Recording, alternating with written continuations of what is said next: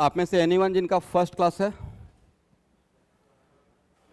तो क्लास बाद मिल लीजिएगा। आज क्लास में थोड़ा थोड़ा कुछ क्लाउडी लग सकता है आपको, बट जो भी क्लास छूट जाता है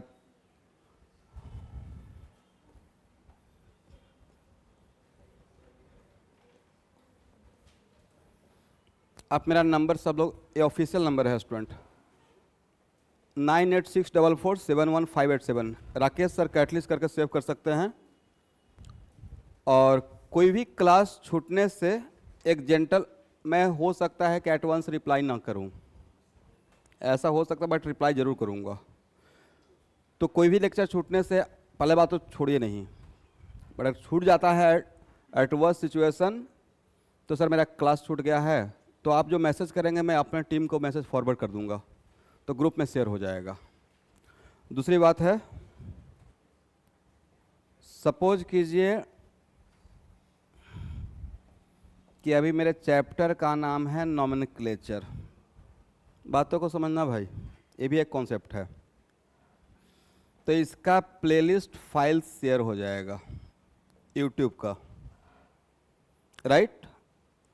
और डिफ़ॉल्ट में आप क्लास करें या नहीं करें, एक ग्रुप में ए प्लेलिस्ट फाइल में शेयर कर दूंगा।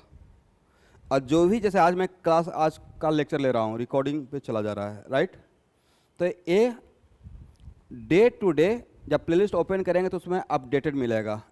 इसलिए नॉमेनक्लेचर का बार बार मुझे वीडियो लेक्चर शेयर करने का रिक्वायरमेंट नहीं है। एक बार मैंने प्लेलिस्ट फाइल शेयर कर दिया तो उसको ओपन करेंगे तो उसमें आपको खुद ब खुद आज का क्लास का कल शाम तक उसमें नज़र आ जाएगा आपको अपडेटेड, ठीक है। तो किसी भी चैप्टर का प्लेलिस्ट फाइल एक बार शेयर कर दूंगा, बाकी उसका वीडियो लेक्चर शेयर नहीं होगा, उसमें ऑटोमेटिक आप ओपन करके देख लीजिएगा। हाँ, 1 से 2 दिन के बाद अगर नहीं अपडेट हुआ है तब रिमाइंडर देना कि सर इसमें प्लेलिस्ट फाइल में ये लेक्चर मैंने छोड़ दिया था, नहीं आ रहा है, ठीक है।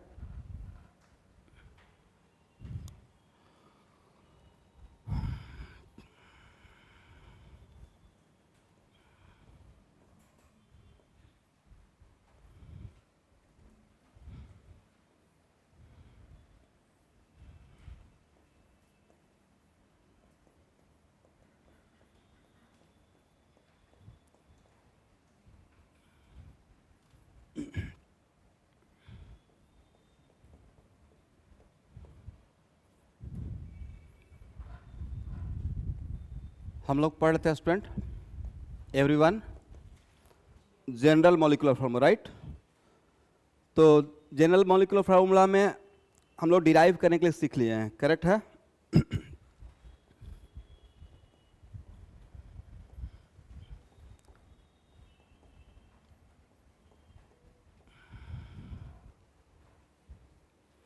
इसमें how much unsaturation factor,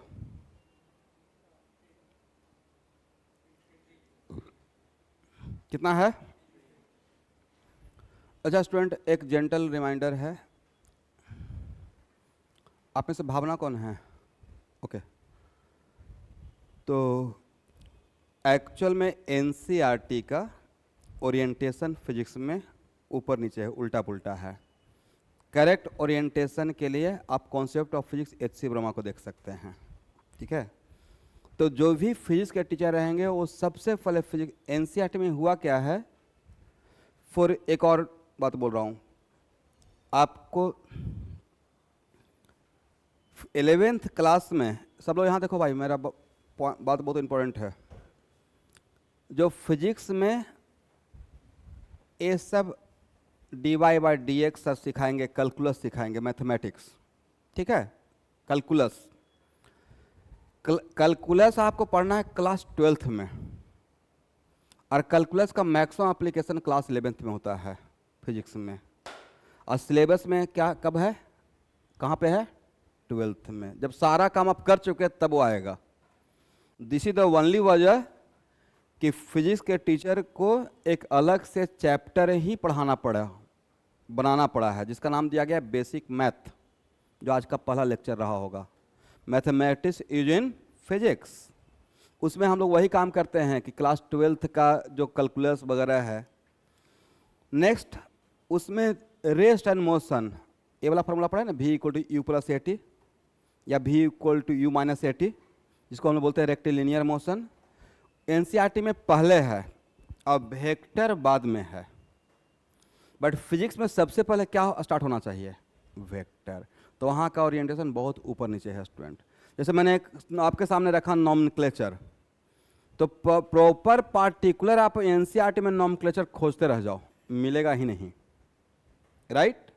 but class के बाद आप मुझसे मिलिएगा, जो भी एंट्रेंस का तैयारी करने वाले हैं, जो एंट्रेंस का आईआईटी के लिए बुक लिखा गया है थ्योरी का मैं दिखाऊंगा, उसे पहला ही चैप्टर रहेगा नॉमेनक्लेचर ऑर्गेनिक केमिस्ट्री में, highly systematic sequence.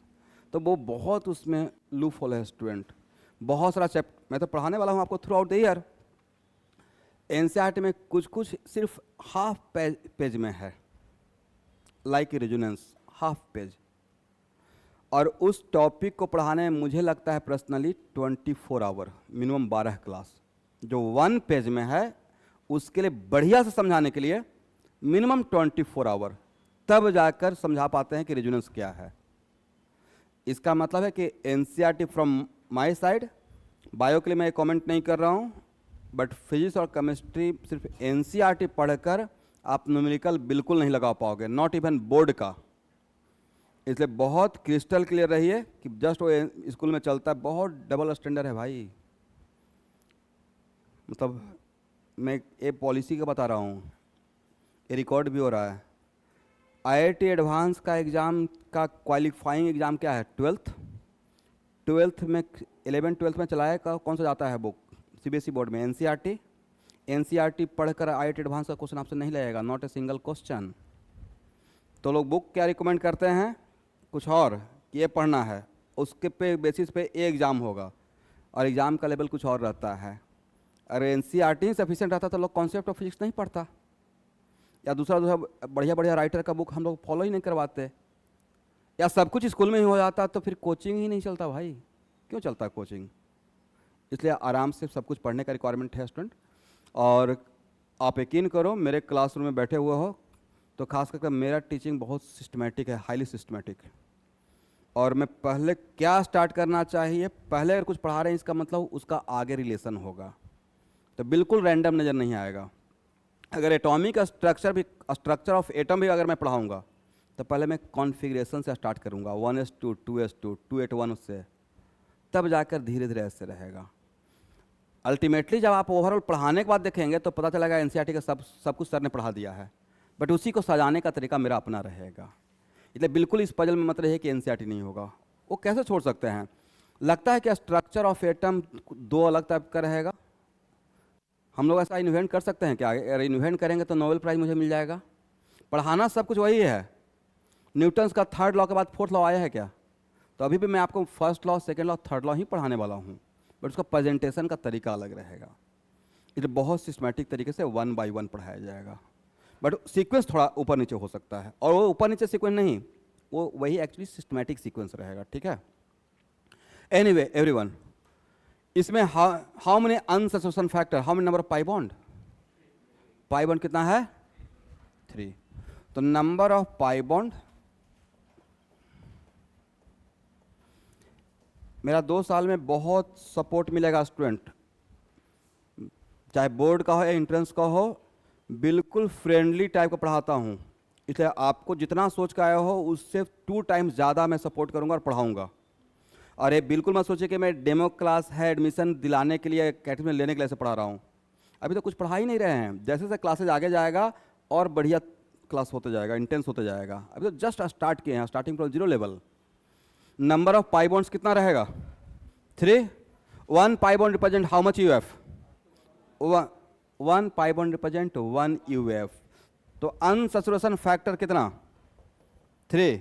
Deficiency of hydrogen, deficiency of hydrogen atom हो जाएगा 6। देन सारे फार्मूला का गॉडफादर कौन?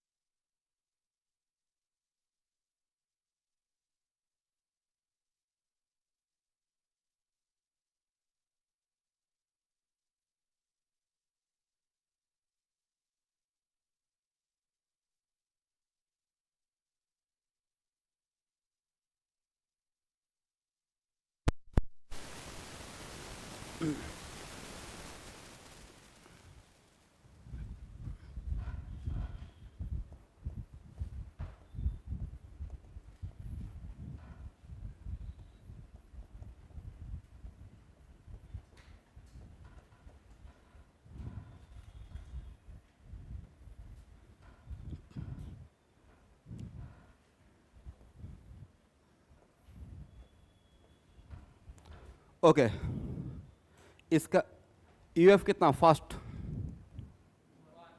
1, डिफिशियंसी ऑफ हाइड्रोजन कितना? शॉर्टकट लिख रहे हैं student, DOH। Deficiency of hydrogen atom आप बस लिख लीजिए, इसके बाद जब स्टार्ट करूंगा तो समझ में आएगा। 2, जनरल मॉलिक्यूलर फॉर्मूला क्या हो जाएगा? बोलिए, CN plus 2 minus 2 CnH2n। EF कितना? जितना पाई बॉन्ड रहता है उतना ही यूएफ होता है, जितना रिंग होता है उतना ही यूएफ होता है। आप लोग शॉर्टकट में रट लीजिए, जो आज फर्स्ट क्लास जो ज्वाइन किए हुए हैं शाम का। यूएफ कितना? 1। तो डिफिशियंसी ऑफ हाइड्रोजन कितना? 2। Then formula, general molecular formula क्या हो जाएगा? CnH2n प्लस 2 और माइनस 2, 2 और 2 आपस में कैंसिल, क्या रहेगा? CnH2n। एक मिनट, इन दोनों का जनरल मॉलिक्यूलर फॉर्मूला डिफरेंट है या सेम है? क्या कॉमन था कि सेम हो गया? यस, इसलिए मैं जानबूझ के पाई बॉन्ड सेम नहीं रखा, मैंने क्या सेम रखा? इसमें यूएफ कितना? 1, और इसमें भी यूएफ कितना है? और सारे हाइड्रोकार्बन का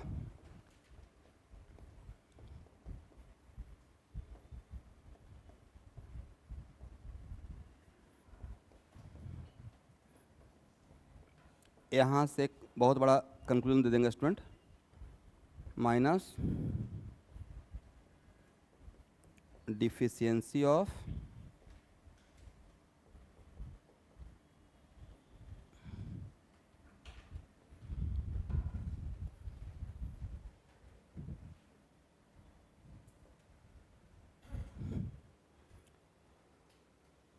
देखिए मैंने क्या लिखा, एक मिनट, अगर किसी भी दो हाइड्रोकार्बन का यूएफ सेम अगर होगा तो डिफिशियंसी भी सेम रहेगा, और डिफिशियंसी सेम रहेगा तो फार्मूला डिफरेंट बनेगा या सेम बनेगा? सेम बनेगा, करेक्ट है। तो क्या पूरे ऑर्गेनिक केमिस्ट्री के लिए ऐसा कंक्लूजन कर दे सकते हैं, if any two hydrocarbon having same unsaturation factor then they must have same general molecular formula? If any two hydrocarbon having same EUF, तो सेम EUF रहेगा तो डिफिशियंसी भी सेम रहेगा, तो फार्मूला डिफरेंट दिखेगा या सेम दिखेगा? पहला कंक्लूजन। और क्या यहाँ से ही बोल सकते हैं कि ऑर्गेनिक केमिस्ट्री में कोई भी general molecular formula like CnH2n can represent more than one class of organic compound? For example, CnH2n represent alkene, at the same time it also represent, तो पूरे ऑर्गेनिक केमिस्ट्री में जितना भी जनरल मॉलिक्यूलर फॉर्मूला है, सिर्फ hydrocarbon का नहीं बोला, सबका बोल रहा हूं, all general molecular formula represent more than one class of organic compound, right. अब सपोज कि ऑब्जेक्टिव में आ जाता आपके एग्जाम में CnH2n रिप्रेजेंट, अब पहला ऑप्शन रहता अल्कीन, सेकेंड ऑप्शन रहता cycloalkane, third both D none of this, तो अब आप पकड़ लेते, बट इससे पहले तो आपके दिमाग में बैठा हुआ था CnH2n मतलब अल्कीन, राइट। बट अब क्या रहेगा, is it CnH2n only represent alkene? No, it can also represent what? Cycloalkane, except only one general molecular formula. बोलिए वो कौन हो सकता है? ये पूरे ऑर्गेनिक केमिस्ट्री में यही एक ऐसा जनरल मॉलिक्यूलर फॉर्मूला है जो only one class of compound को रिप्रेजेंट करता है, वो है ओपन चैनल केन। इसे छोड़कर बाकी जितना भी जनरल मॉलिक्यूलर फॉर्मूला रहेगा वो only one class of compound या more than one? More than one. Proof कर दिया ना इस एग्जांपल से, राइट। लिखिए स्टूडेंट, इसमें नोट करके 2 पॉइंट बनाइए। First point, if any two hydrocarbon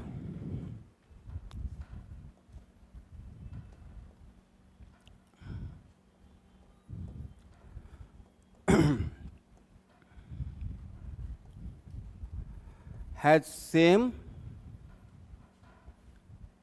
unsaturation factor, then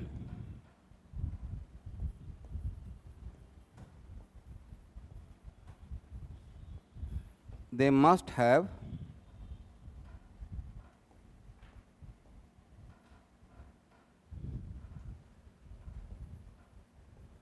same general molecular formula.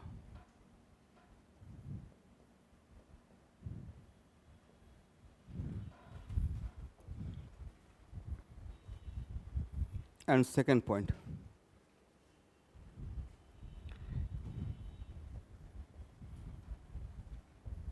any general molecular formula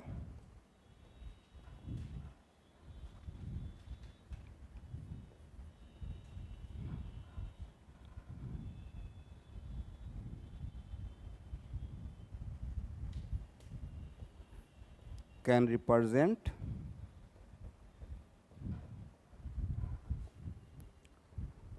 more than one class of organic compounds.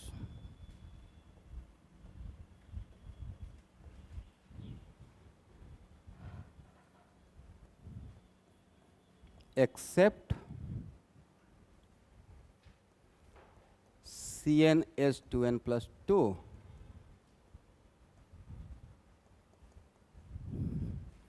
which only represent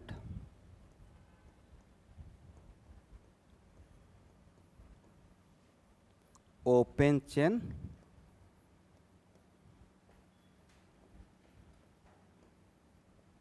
alkane.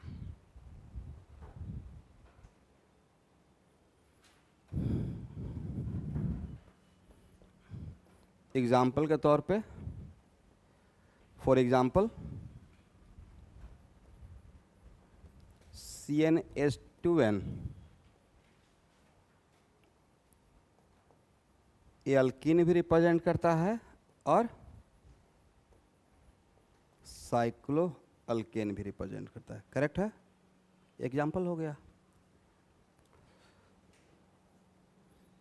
तो मुझे लगता है student की general molecular formula, इसमें सबसे की point था, important point, अनसब्स्टिट्यूशन factor.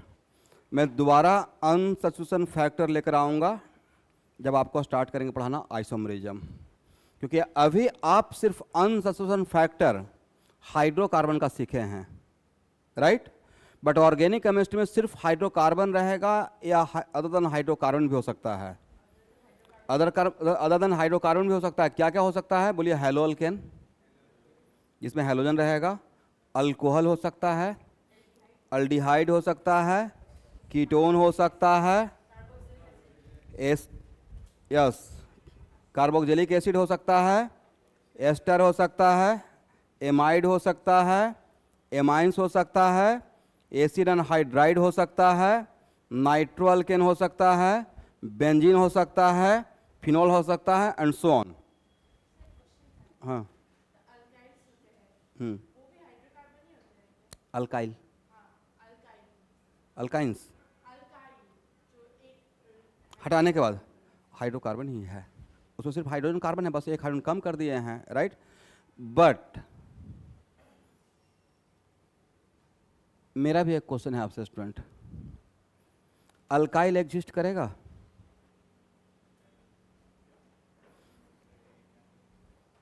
एक इसका नाम मिथाइल, बोलिए मिथाइल, मिथाइल एग्जिस्ट करेगा या मीथेन एग्जिस्ट करेगा? मीथेन, इसमें तो कार्बन का एक वैलेंसी कम है, तो एक किसी के साथ जुड़ा हुआ रहेगा, किसी कंपाउंड में साइड में जुड़ा हुआ रहेगा। बट क्या अल्काइल रियलिटी में एग्जिस्ट करेगा? नहीं करेगा। अरे अल्काइल सिर्फ ए, तो इसका मतलब इसका किसी से बॉन्ड रहेगा ना भाई। ये हम लोग जो बोलते हैं, यहाँ पे ध्यान से देखिएगा, अगर मैंने बोला कि when one hydrogen remove from alkane an alkane produce alkyl, तो हटाने के बाद एक वैलेंसी खाली कर दिए हैं, राइट? वन हाइड्रोजन रिमूव करने के बाद इसका मतलब ये बन गया मिथाइल, और यहाँ पे एक बॉन्ड खाली है, तो ये किसी का जुड़ा हुआ रहेगा। अकेले क्या हम लैब में इसको मिथाइल बना के रखेंगे? नहीं रख सकते हैं। वजह कार्बन अपना ऑलवेज कितना न्यूट्रल फॉर्म में वैलेंसी कितना सेटिस्फाई करेगा, 4 करेगा। या तो सिर्फ कार्बन एटम के फॉर्म में एग्जिस्ट करेगा और नहीं तो अगर कंपाउंड फॉर्म में रहेगा तो वहाँ पे वैलेंसी कितना रहेगा, 4 रहेगा इन जनरल, ठीक है। एनीवे तो जनरल मॉलिक्यूलर फार्मूला का स्टोरी खत्म। रटना है या आप डिराइव कर देना है, डिराइव करना है, करेक्ट है।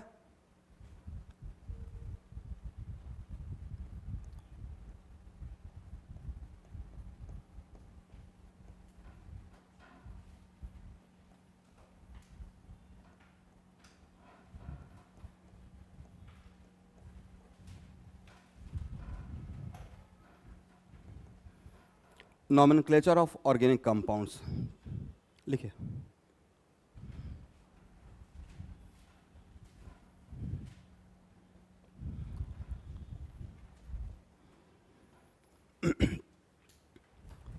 बोलना है एवरीवन, यहाँ देखिएगा। जनरली हम लोग का भी नाम 2 टाइप का होता है। एक होता है इंटरनेशनल नाम नेम, जो हम लोग का सर्टिफिकेट पे रहता है, mister Rakesh Kumar.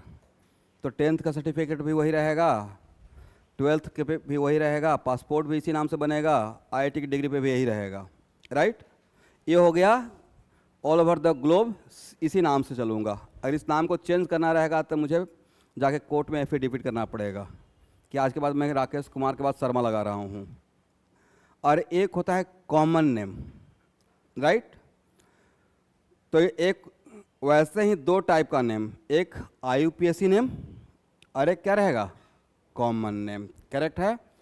Common name place to place vary करता है। हो सकता है कि 80% मेडिसिन ऑर्गेनिक कंपाउंड्स है, राइट। तो हो सकता है कि सीनारेस्ट को आप इंडिया में सीनारेस्ट के नाम से जानते हैं, जिसमें पैरासिटामोल का कंपोजिशन है, यूएस में किसी और नाम से जानते होंगे, राइट। इसका मतलब है कि common name place to place vary करेगा, राइट, करेक्ट है। हो सकता है कि आप का नाम घर पे चिंटू पिंटू कुछ हो, कॉमन। नाना जी के यहाँ गए तो प्यार से गोलू भोलू रख दिए, राइट। मैं आया बिहार से आसाम तो मेरे आईआईटी के कलीग लोग बिहारी बोलना स्टार्ट कर दिए, राइट। मैं इसको अप्रिशिएट लेता हूँ, जहाँ से बिलोंग करते हैं इसमें ख़राब क्या मानना है। अब आसाम से बाहर जाएगा, अगर आपको इंडिया से बाहर गया और कोई आपको इंडिया नहीं बोला, कितना तकलीफ होगा। ये प्राउड मोमेंट है। तो वो का नाम क्या हुआ, कॉमन नेम हुआ। इसका मतलब कॉमन नेम का कोई रूल नहीं रहेगा, वो प्लेस टू प्लेस वेरी करेगा। बट अगर मीथेन को इंडिया में मीथेन बोलते हैं तो यूएस में भी मीथेन को मीथेन ही बोलेंगे। इसका मतलब वैसे ही ऑर्गेनिक केमिस्ट्री नॉमेनक्लेचर का 2 तरीका रहेगा। पहला तरीका क्या रहेगा, एक रहेगा आईयूपीएसी सिस्टम,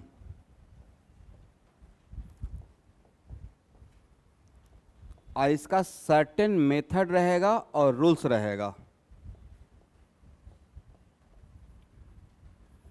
दैट्स वाई इसको क्या बोलेंगे, मेथोडोलॉजिकल, राइट। और एक क्या रहेगा, common name.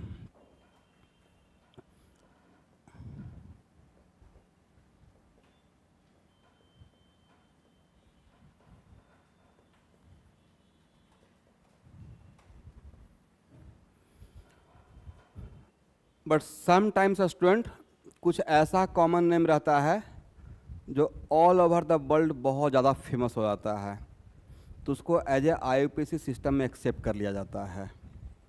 For example MS Dhoni, Jersey number 7, right.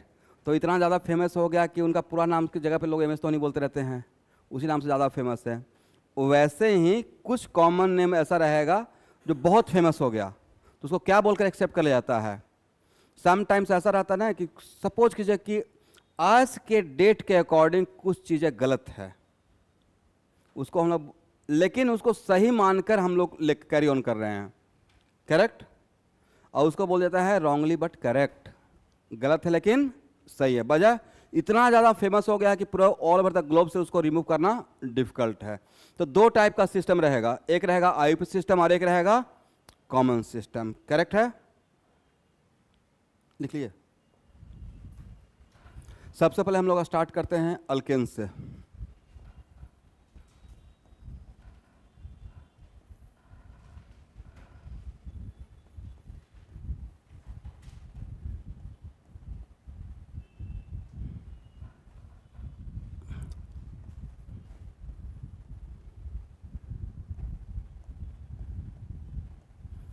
nomenclature of alkane.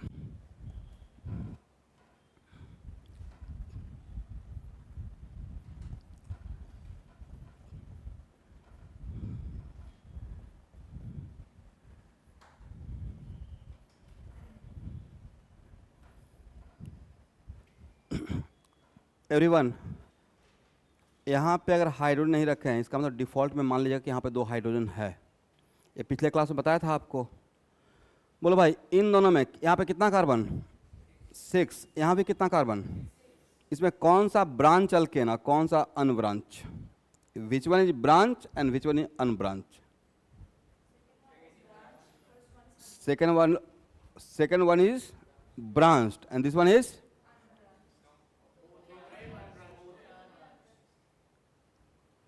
Actual में ऐसा लग रहा है कि सीधा है, टेढ़ा हो गया, राइट? तो ऐसा लग रहा है कि यस, बोथ आर अनब्रांच। ए क्या है? ए भी अनब्रांच है और ए भी अनब्रांच है, क्योंकि इसको सीधा कर सकते हैं, राइट? इसका मतलब कुछ ना कुछ डिफिकल्टी है कि हाउ कैन बी आइडेंटिफाई कि which one is branch and which one is unbranch. No doubt both are unbranch. Both are what?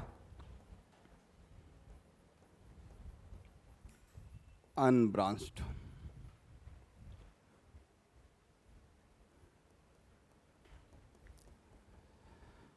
Okay everyone, इस कार्बन को जहां पे चेन आपका खत्म हो रहा है उसको बोलते हैं टर्मिनल कार्बन। क्या बोलेंगे? How many terminal carbon? इसको टर्मिनल नहीं बोलेंगे, ये बीच का कार्बन है, राइट? इसको बोलेंगे, इस कार्बन को बोलेंगे इंटरनल कार्बन। इसके इस तरफ भी कार्बन है और इस तरफ भी कार्बन है, राइट? बट ए और ए क्या है? Terminal carbon. इसको टी से इंडिकेट कर रहा हूं। एग्री? तो इसमें हाउ मेनी टर्मिनल कार्बन? 2 है।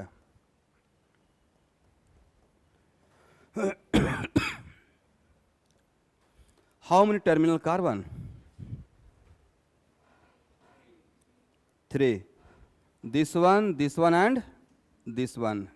ये भी क्या रहेगा? Terminal carbon. ये भी टर्मिनल कार्बन और ये भी टर्मिनल कार्बन। ओके एवरीवन, इसको ब्रांच बोला जाए या नहीं बोला जाए? ब्रांच बोलेंगे, राइट? इस अब यहाँ पे कंक्रीट, आज के बाद ये सिर्फ मीथेन को छोड़कर, उसमें तो एक ही कार्बन है तो उसमें तो उपाय ही नहीं है, बट मीथेन को छोड़कर आज के बाद कोई भी alkane, if any alkane has more than 2 terminal carbon, किसी भी अल्केन में अगर 2 से ज़्यादा टर्मिनल कार्बन रहेगा तो उसको बोलना है ब्रांच अल्केन। क्या बोलना है? और if terminal carbon equal to 2 तो क्या बोलना है? अनब्रांच, चाहे वो सीधा हो या टेढ़ा हो। इसमें कितना टर्मिनल? 2। इसमें भी कितना टर्मिनल? 2। तो बोथ आर व्हाट? अनब्रांच। तो how can we differentiate branch and unbranch? एक लाइन लिख ले। तो यहां लिखिएगा अनब्रांच के लिए पॉइंट बना लीजिए स्टूडेंट।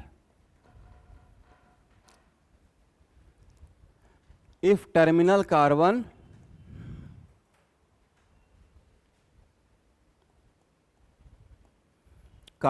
equal to 2,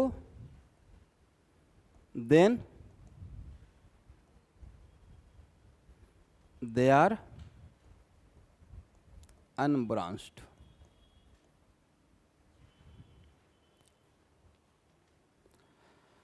अल्केन में अगर टर्मिनल कार्बन 2 रहेगा तो उसको क्या बोलना है? अनब्रांच। ये नहीं देखना है कि सीधा या टेढ़ा है, राइट?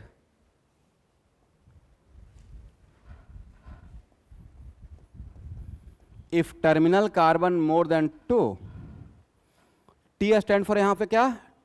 यहां जिनका क्लास छूट भी गया है उनको यहां से समझ में आएगा। संडे का जो भी क्लास लिया है उसका यहां से कोई रिलेशन नहीं है, तो यहां से आप समझना स्टार्ट कर दीजिए। करेक्ट है? अगर टर्मिनल कार्बन 2 से ज्यादा रहेगा, करेक्ट है? If terminal carbon more than 2, then they are called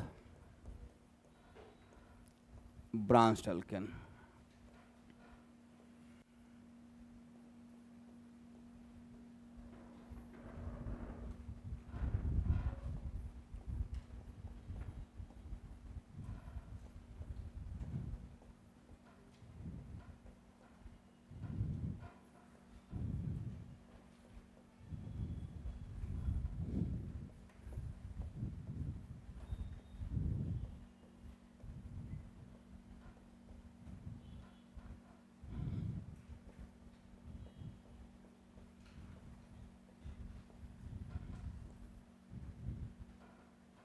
ठीक है।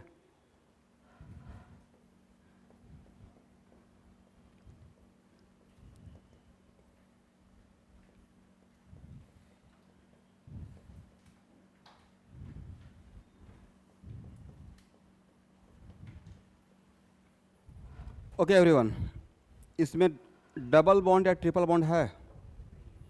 नहीं है, करेक्ट है। सिर्फ सिंगल बॉन्ड है, मतलब डैम्स और अल्केन है। इसमें डबल या ट्रिपल है? नहीं, मतलब अल्केन है। अब आपको बताना है ए ब्रांच या अनब्रांच। How many carbon? 5। यहाँ पे कितना कार्बन है? ए क्या है? How many terminal carbon? इसमें कितना टर्मिनल कार्बन? जहाँ पे चेन खत्म हो रहा है 1 2 3 एंड 4।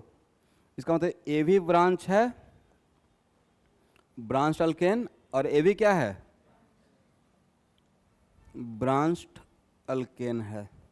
मेरा क्वेश्चन ए नहीं है स्टूडेंट, मेरा क्वेश्चन है विच one is more branched. Okay, तो क्या बोल सकते हैं? ब्रांच अल्केन के लिए, for branch alkane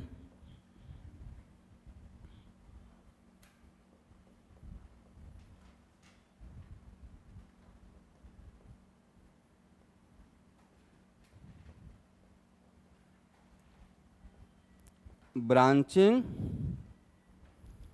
directly proportional to terminal carbon. Branching directly proportional to what? But branching बोल दिए हैं तो ये हम लोग के दिमाग में रहेगा कि terminal carbon should be more than 2, तभी ब्रांच बोलेंगे। लेकिन जो ब्रांच अल्केन है तो उसमें अभी मेरे लिए इंपॉर्टेंट हो गया विच one is more branch and which one is less branch. तो जिसमें टर्मिनल कार्बन ज़्यादा रहेगा उसको क्या बोलेंगे? मोर ब्रांच, और जिसमें टर्मिनल कार्बन कम रहेगा उसको लेस ब्रांच। यहाँ तक हो गया?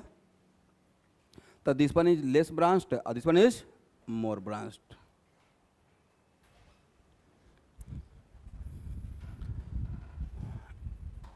अब यहाँ देखना, अभी जो मैं बोल रहा हूँ स्टूडेंट, उसको मैं अभी से लेकर आफ्टर 5 मंथ केमिकल बॉन्डिंग में उसको प्रूफ दिखाऊंगा और रीजन बताऊंगा।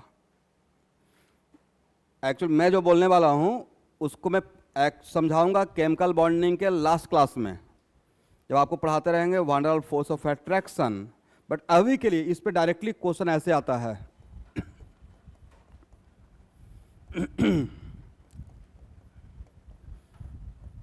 कितना कार्बन? 5। इसमें कितना कार्बन?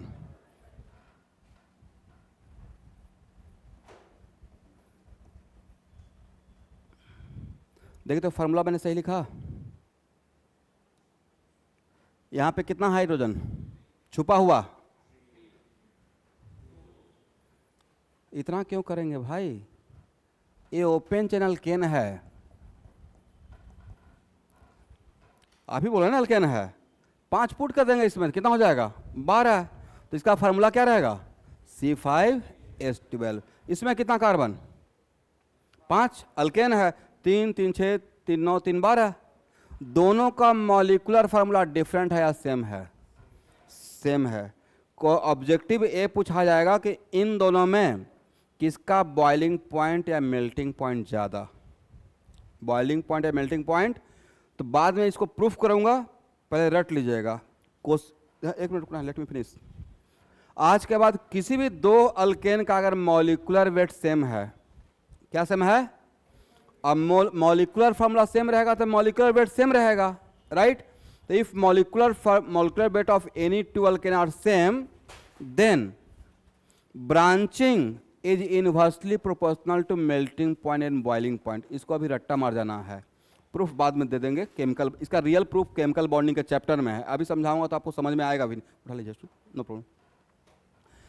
तो आप बोलिए इन दोनों में किसका मेल्टिंग पॉइंट या बॉइलिंग पॉइंट ज़्यादा रहेगा? इफ, मैं लिखवाऊंगा पॉइंट बनाकर, if molecular weight is keeping constant for alkane, then branching is inversely proportional to what? Melting point and boiling point. Branching ज़्यादा तो melting point and boiling point, ऐसे question आएगा। Correct है?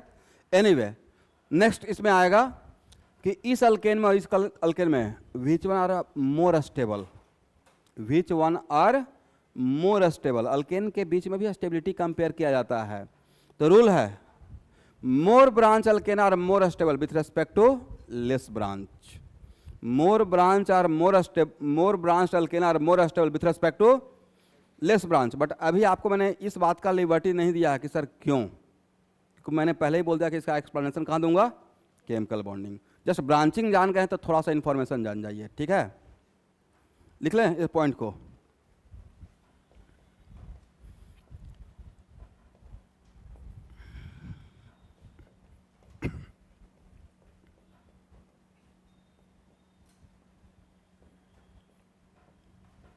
If molecular weight is keeping constant, और molecular weight constant रहेगा मतलब molecular formula same रहेगा।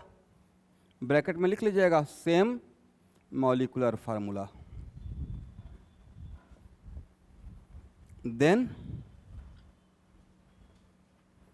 Boiling point या melting point inversely proportional to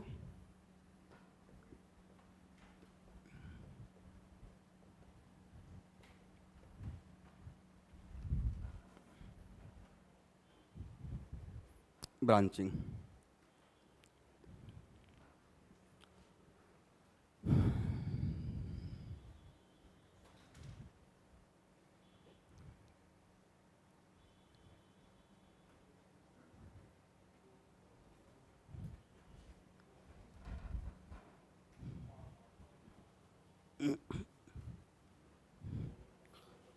हो गया।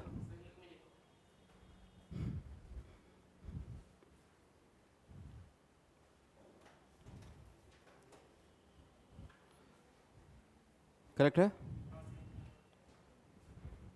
इसे में एक और पॉइंट बना लीजिए यहां से ही।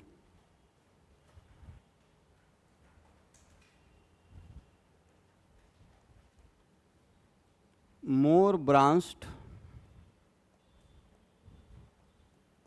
alkanes are more stable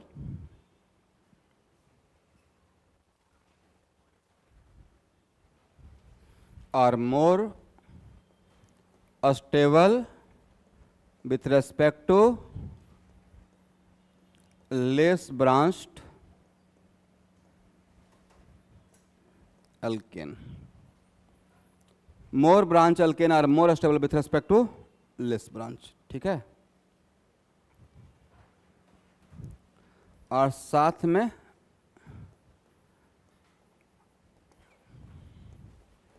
ये जरूर माइंड लिख लीजिएगा कि इसका एक्सप्लेनेशन सर पढ़ाएंगे केमिकल बॉन्डिंग में, ताकि कॉन्फिडेंस रहे कि अभी रट जाते हैं बाद में समझ लेंगे, ठीक है। इसको हटाएं। हो गया एवरीवन।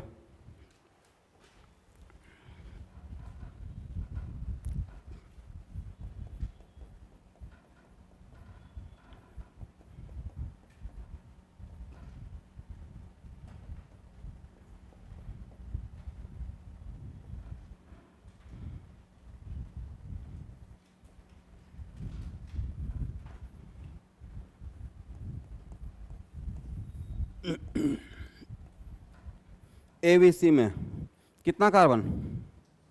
6। अब बोलो भाई मॉलिक्यूलर फार्मूला सबका सेम है? इसका मॉलिक्यूलर फार्मूला इसका डिफरेंट रहेगा, सेम रहेगा? मॉलिक्यूलर वेट भी सेम हो गया, राइट। इन तीनों का बॉइलिंग पॉइंट या मेल्टिंग पॉइंट का ऑर्डर क्या रहेगा? तो बॉइलिंग पॉइंट या मेल्टिंग पॉइंट ब्रांचिंग के साथ डायरेक्टली चलता है या उल्टा चलता है? उल्टा। तो बॉइलिंग पॉइंट या मेल्टिंग पॉइंट का ऑर्डर क्या? बोलो भाई। A greater than B greater than C. ये भी आपको 4 मार्क्स दिला देगा, ऑलरेडी इस टाइप का क्वेश्चन आया हुआ है, राइट। स्टेबिलिटी का ऑर्डर क्या रहेगा student? Very good, A less than B less than C, ठीक है। तो देखिए बिना समझे हुए भी आंसर दिया जा सकता है, बस शॉर्ट की पॉइंट को रट लिए हैं, बाद में समझा दिया जाएगा। अभी सच में नहीं समझ में आएगा, इसलिए मैं इसमें लिमिटेशन में हूँ। और बोलना स्टार्ट भी कर दिया कि देखिए यहाँ पे अट्रैक्शन होगा, इंड्यूस्ड डाइपोल होगा, तो सब कुछ आप लोग को टेंजेंट बनते हुए निकल जाएगा। But this is not the right time, ठीक है। बट मैंने बस इस इम्पोर्टेंस के लिए ये बात बोला कि बहुत लोग ब्रांचिंग को हल्के में ले सकते थे, कैसे ब्रांचिंग ही तो है, बट ब्रांचिंग का कहीं पे बहुत बड़ा यूज होने वाला है, ठीक है। इतना तो समझ में आ गया कि ब्रांच चल के हाउ कैन बी आइडेंटिफाई कि which one is branch and which one is unbranch. Terminal carbon दो, अगर टर्मिनल कार्बन सिर्फ दो रहेगा तो क्या रहेगा, अनब्रांच। टर्मिनल कार्बन दो से ज़्यादा रहेगा तो ब्रांच, राइट। और अगर टर्मिनल कार्बन दो से ज़्यादा है तो which one is more branch and which one is less branch. तो branching directly proportional to what, terminal carbon, correct है।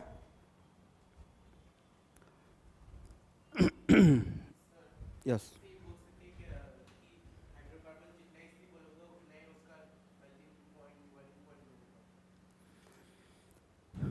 देखिए, हाइड्रोकार्बन का स्टेबिलिटी और मेल्टिंग पॉइंट में दोनों में अलग अलग एक्सप्लेनेशन है। मेल्टिंग पॉइंट और बॉइलिंग पॉइंट के लिए कुछ और फोर्स ऑफ अट्रैक्शन देखते हैं।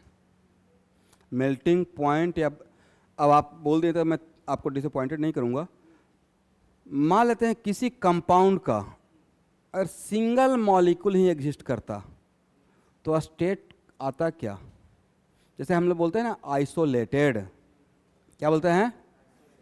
मान लेते हैं कि ऑक्सीजन गैसेस फॉर्म में है, तो गैसेस फॉर्म मॉलिक्यूल्स क्या रहता है, जुड़ा रहता है या एक दूसरे से दूर रहता है, दूर रहता है, राइट। आप ऐसे सोचे कि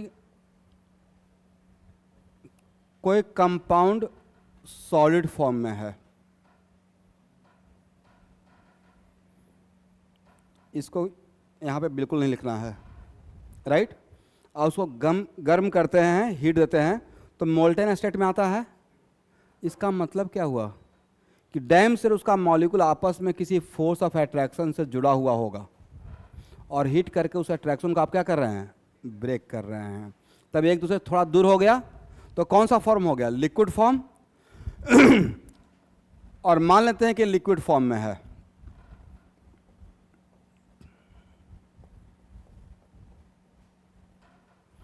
करेक्ट। आप केकड़ा का नाम सुने हैं, इंग्लिश जो भी हो, मतलब हिंदी में केकड़ा ही उसको बोलते हैं, जिसमें बहुत सारा टांग होता है, राइट। क्या आप बोलते हैं इंग्लिश में उसको, क्रैप। वो कैंसर के रोगी के लिए बहुत काम करता है, मेडिसिन बहुत काम का है। तो एक्चुअली उसका एक टेंडेंसी होता है लेग पुलिंग का, उसको एक जगह रख देगा तो एक निकलेगा तो बाकी उसे क्या करेगा, पुल करता है। और सोशल सोसाइटी में भी यही टेंडेंसी है, कोई एक बढ़ रहा है तो बाकी 10 लोग उसको लेग पुलिंग करते हैं। खास करके इंडियन कल्चर में तो ज़्यादा है, हम लोग ज़्यादा इस बात से खुश परेशान नहीं रहते हैं कि मेरा क्या हो रहा है। 90% तो इंक्लूडिंग मी, मैं भी यही हूँ भाई। दूसरे लोग अगर बढ़ रहा है तो उस बात से ज़्यादा दुखी रहते हैं, वो क्यों बढ़ रहा है। तो एक टेंडेंसी यहाँ पे भी रहता है। यहाँ देखिए होता क्या है कि कोई भी एक लिक्विड फॉर्म में कोई एक है, मान लेते हैं कि एक मॉलिक्यूल लिक्विड से गैसेस फॉर्म में जाना चाह रहा है, तो गैसेस फॉर्म का मतलब वो आइसोलेट हो गया बाकी सब से। तो ये जाना चाहेगा तो बाकी मॉलिक्यूल उसको फोर्स ऑफ अट्रैक्शन से खींचता है, right. A force of attraction hydrogen bonding भी हो सकता है, van der Waals force of attraction भी हो सकता है। ये सब अट्रैक्शन का नाम है केमिकल बॉन्डिंग में। और इसी अट्रैक्शन को हम लोग हीट देके ब्रेक करते हैं, इसको वेपर में भेजते हैं, राइट। तो वहाँ पे मेल्टिंग पॉइंट के लिए क्या है, यहाँ पे अट्रैक्शन को ब्रेक करते हैं, बॉइलिंग पॉइंट के लिए इस टाइप का अट्रैक्शन, तो वो किसी और फैक्टर से कंट्रोल होता है। और स्टेबिलिटी के लिए कोई और फैक्टर देखते रहते हैं, ठीक है। इसका मतलब मान लेते हैं अगर सिंगल मॉलिक्यूल रहता, सिंगल मॉलिक्यूल होता तो लिक्विड फॉर्म में होता क्या, बिल्कुल एक दूसरे से अलग आइसोलेट हो गया, मतलब गैसियस फॉर्म ही रहता। इसका मतलब state gaseous, liquid state, solid state और गैसियस तभी आया। इसका मतलब लिक्विड स्टेट या सॉलिड स्टेट किसके लिए डिफाइंड है, बल्क ऑफ मॉलिक्यूल्स के लिए, राइट। एक मॉलिक्यूल जा रहा है, बाकी मॉलिक्यूल्स को खींच रहा है, तो उसका जो फैक्टर कुछ और रहेगा स्टूडेंट, ठीक है। What is meaning of inter and intra,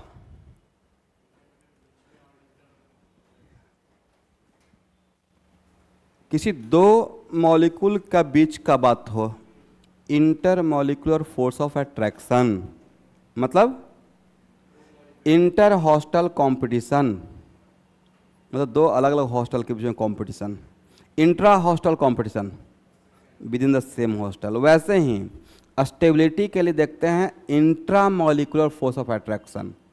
किसी भी अल्केन का स्टेबिलिटी के लिए मॉलिक्यूल के अंदर देखता हूँ। और बॉइलिंग पॉइंट और मेल्टिंग पॉइंट के लिए एक जा रहा था तो बाकी 4 खींच रहा था, तो क्या हो गया? इंट्रा हो गया या इंटर हो गया? इंटर।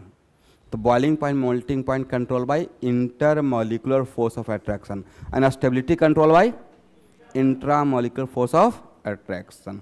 इसलिए इसमें बहुत अच्छे से बात करेंगे। इसमें अबाउट 2 आवर लूंगा, but this is not the right time. ठीक है, and this is the part of your syllabus. Okay, तो मुझे लगता है ब्रांच एंड ब्रांच समझ गए हैं। अब हम लोग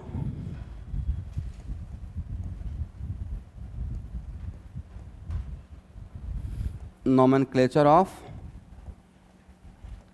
अनब्रांच्ड अल्केन।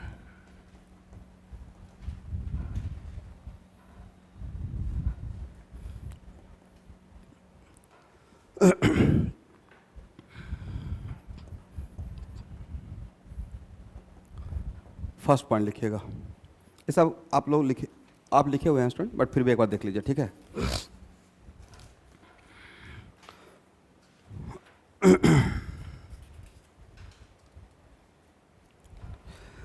लिखिएगा, name should reflect that it is alkane.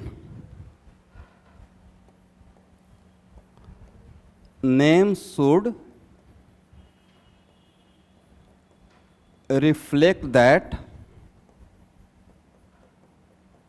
it is alkane.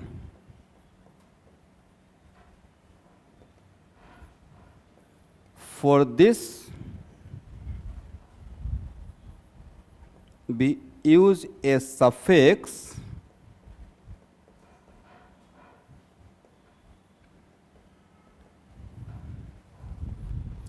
जितना भी अल्केन रहेगा उसमें देखिए लास्ट में क्या आएगा? एन आएगा। लाइक मीथेन, इथेन, तो लास्ट में क्या है? एन है। करेक्ट है। और second point,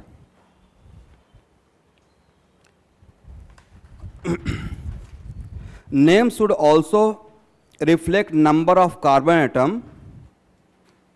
name should also reflect number of carbon atom present in alkane.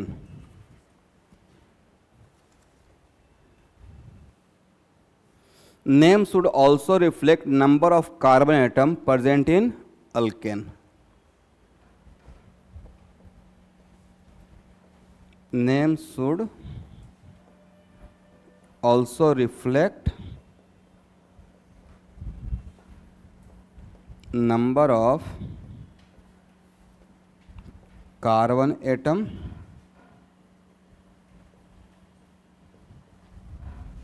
Present in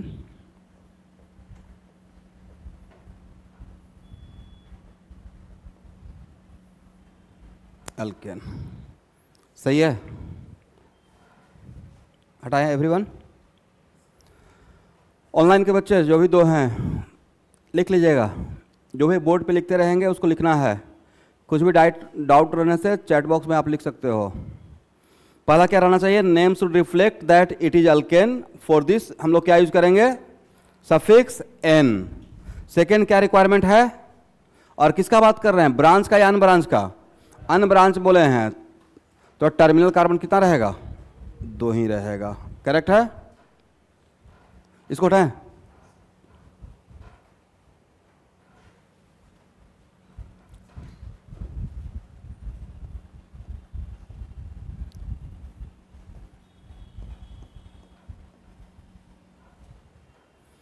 बोलिए, अल्केन 2 टर्म से बना है, अल्क एंड एन। ए क्या इंडिकेट करेगा? सैचुरेटेड हाइड्रोकार्बन, मतलब अल्केन। और ए क्या इंडिकेट करेगा? Number of carbon atom. Greek word में अल्क का मतलब होता है number of carbon atom. Correct है। फॉर एग्जाम्पल इसका नाम क्या रहेगा? बोलिए 1 कार्बन का अल्केन। 1 कार्बन का, तो 1 का मतलब मिथ रहेगा।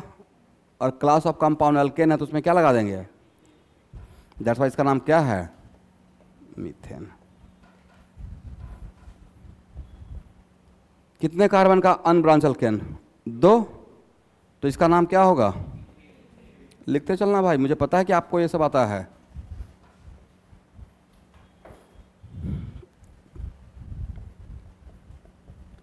हाउ मेनी कार्बन, 3 कार्बन का अनब्रांच अल्केन का नाम क्या रहेगा, propane. How many carbon, 4, right, branch या अनब्रांच, ब्रांच्ड, अनब्रांच, तो क्या नाम रहेगा, and they are the name of what, common name या आईपोक नेम, आईयूपीएसी नेम है, करेक्ट है। कितना कार्बन, अनब्रांच, नाम क्या होगा, पेंटेन। कितना कार्बन, 6, 1 2 3 4 5 6, क्या नाम रहेगा, हेक्सेन।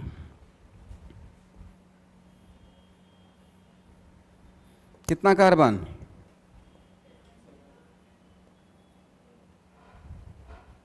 हेप्टेन। 7 कार्बन का अनब्रांच का नाम क्या रहता है, हेप्टेन।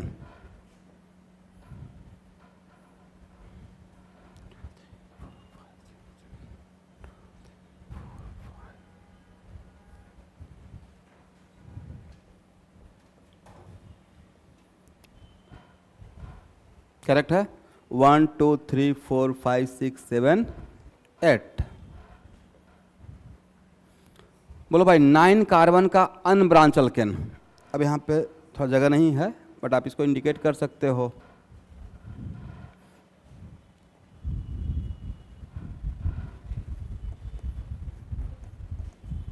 लिखना है क्या आप लोग को?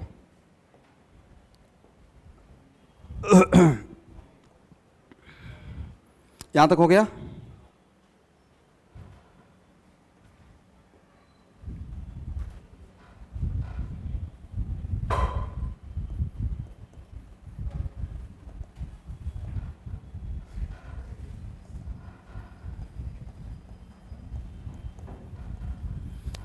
पहले मैं मेंशन कर दिया अनब्रांच। 9 कार्बन का अनब्रांच अल्केन रहेगा, नाम क्या रहेगा? अनब्रांच ड्रॉ कर लेंगे ना, टर्मिनल कार्बन 2, राइट। नाम क्या होगा? नोनेन। 10 कार्बन का अनब्रांच, वेरी गुड। 11 कार्बन का अनब्रांच, क्या नाम रहेगा? अनडिकेन। 12 कार्बन का अनब्रांच, 13 कार्बन का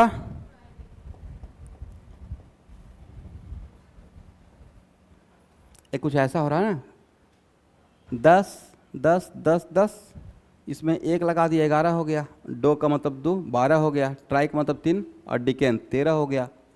ठीक है, 10 तक आप लोग को याद होगा, आगे हम लोग बढ़ रहे हैं। अनडिकेन, डोडिकेन, ट्राइडिकेन, 14 कार्बन का लिखते जाना है एवरीवन। जो नहीं लिखना रहेगा मैं बोल दूंगा कि नहीं लिखना है, बाकी जो नहीं बोल रहे हैं मतलब सब लिखना है। 14 कार्बन क्या लिखेंगे? सही तो बोल रहे हैं, टेट्रा डिकेन।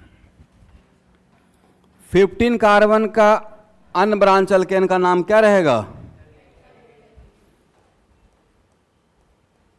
5 और 10 15 हो जाएगा, राइट, पेंटा डिकेन। 16 कार्बन का हेक्सा मतलब 6, हेक्सा डिकेन। 17 कार्बन का अनब्रांच का नाम क्या रहेगा? Yes, very good, heptadecane. इतना आसान है, देखिए। 18 कार्बन का ऑक्टा डिकेन। 19 कार्बन का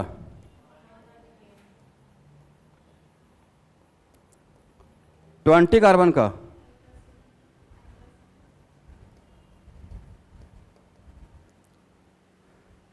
सर्च किया जाए गूगल पे, 20 कार्बन का अनब्रांच अल्केन का शायद ई का सेन रहना चाहिए, EICA SANE।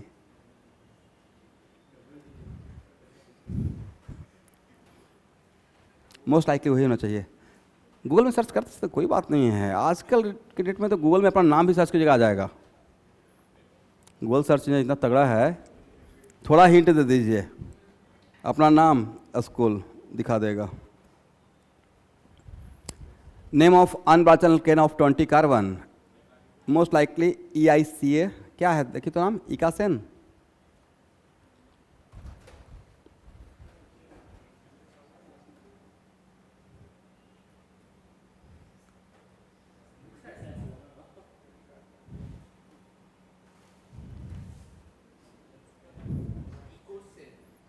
Spelling EICO।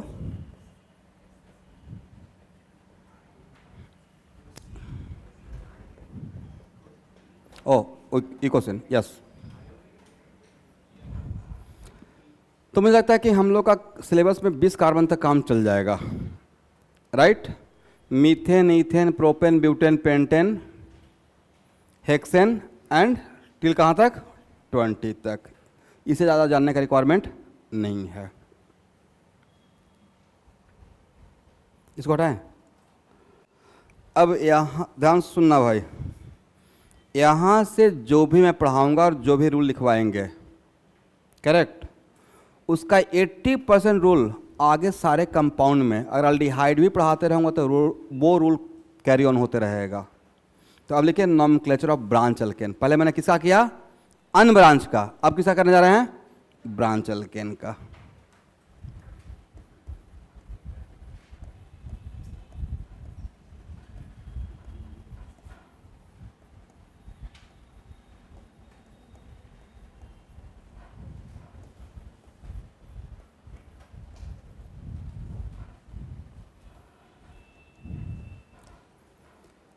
Correct है।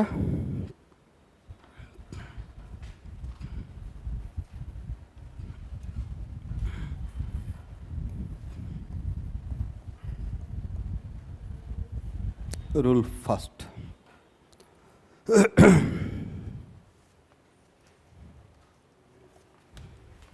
लिखिए find longest continuous chain, find out longest continuous chain of carbon atom, find out longest continuous chain of carbon atom,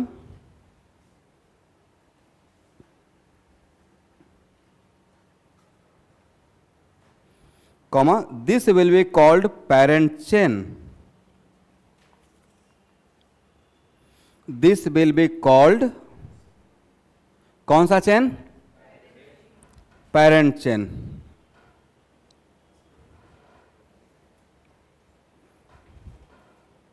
उसमें कंटिन्यू कीजिएगा, comma, parent chain will give, parent chain will give. एक minute रुको भाई, आप लोग 10th भी अगर board देकर आए हैं तो इतना तो जानते होंगे कि पेरेंट चेन का नाम को बोलते हैं बेस नेम। क्या बोलते हैं? आप लोग का नोमेनक्लेचर में सिर्फ ऐसे ही स्ट्रेट फॉरवर्ड था, इथेन मीथेन था, या कुछ और भी था ब्रांच करके? ब्रांच थोड़ा बहुत था, कोई बात नहीं है। लिखिए तो एक minute, what the name of parent chain, उसको बोलते हैं बेस नेम। लिखिए parent chain will give base name.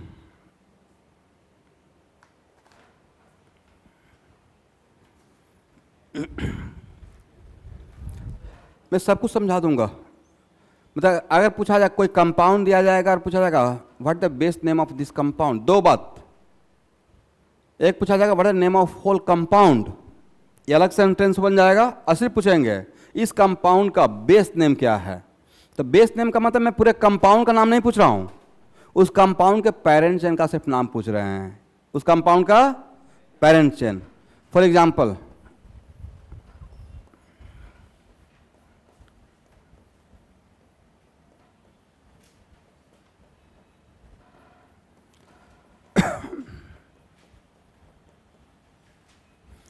Okay everyone, this is branch या अनब्रांच? ब्रांच। ब्रांच अल्केन में सबसे पहला काम नॉमेनक्लेचर करने से पहले क्या करना है? Find out parent chain. And which one should be parent chain?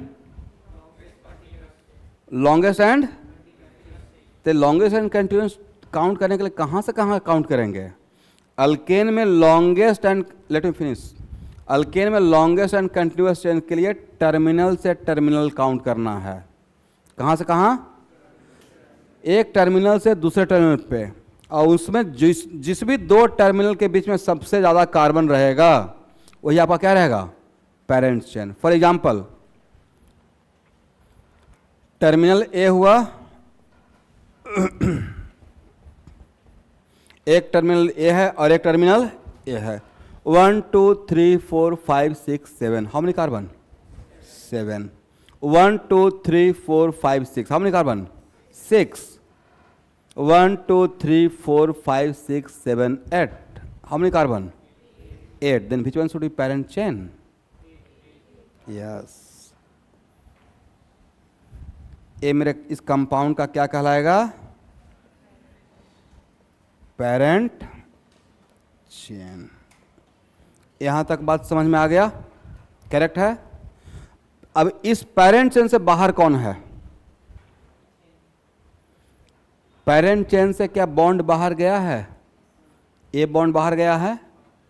तो पेरेंट चेन से आज के बाद जो भी बाहर रहेगा, एनी एटम और group of atom, any atom और which are attached with parent chain are called substituent. क्या बोलेंगे?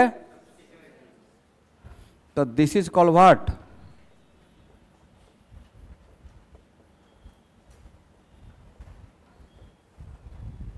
इसको लिख लिया जाए।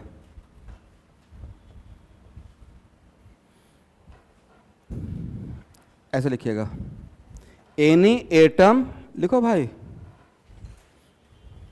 एनी एटम और group of atom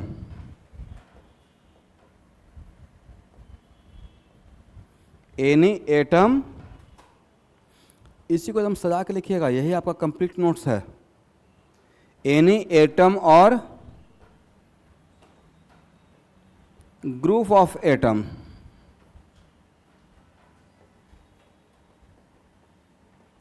which are directly attached with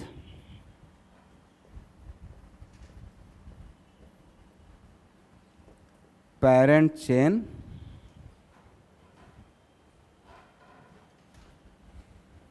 are called, क्या बोलेंगे स्टूडेंट?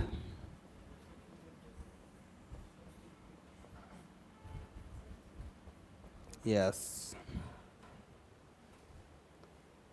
यहां तक समझ में आ गया? अब बोलिए, इस पेरेंट चेन से कितना बॉन्ड बाहर आ रहा है? राइट? अब हाइड्रोजन, ऐसा नहीं कि सर यहाँ पे हाइड्रोजन है तो हाइड्रोजन का बॉन्ड बाहर है, हाइड्रोजन को काउंट मत नहीं करना है। पेरेंट चेन से बॉन्ड बाहर जिससे हाइड्रोजन को छोड़कर बाकी कितना बाहर में अटैच है वो देखना है। राइट? तो एक कंप्लीट वन बॉन्ड बाहर आया है, तो इस पेरेंट चेन से जो जुड़ा हुआ है, तो इस पेरेंट चेन से अगर वन सब्स्टिट्यूएंट अटैच रहेगा तो उसको हम लोग पढ़ेंगे, बोलेंगे मोनो सब्स्टिट्यूटेड पेरेंट चेन। क्या बोलेंगे? मोनो मतलब एक। पेरेंट चेन में अगर दो सब्स्टिट्यूएंट रहेगा तो क्या बोलेंगे? Di substituted parent chain. तीन रहेगा तो क्या बोलेंगे? बोलो भाई। अब बहुत सारा रहेगा तो क्या बोलेंगे? Poly substituted parent chain. तो समझ में आ गया कि what the meaning of mono substituted parent chain, di substituted parent chain, tri substituted parent chain and poly substituted parent chain. यहां तक समझ में आ गया है? ओके, इसको हटाएं। तो ये जो मेरा कंपाउंड था, ये कंपाउंड क्या था? बोलिए, mono substituted. How many substituents attached with this parent chain? 1.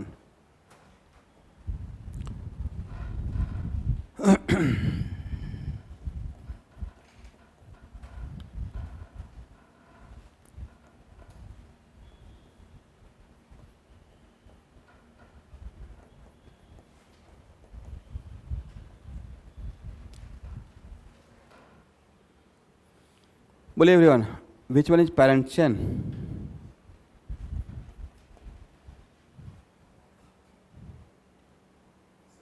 इसमें बहुत सारा टर्मिनल है, बट आपको सबसे लॉन्गेस्ट देखना है। मुझे लगता है कि यहाँ से लेकर यहाँ तक, नहीं तो ये आपका क्या हो जाएगा? पहला काम यही है, first all select the parent chain. How many substituent attach with this parent chain? 3 या 2? एक तो ये हो गया, बाकी यहां से ए बॉन्ड बाहर आ गया है, राइट। इस पूरे को 1 सब्स्टिट्यूएंट काउंट करना है। यहां से कितना बॉन्ड बाहर आया है? 1 आया है, करेक्ट है।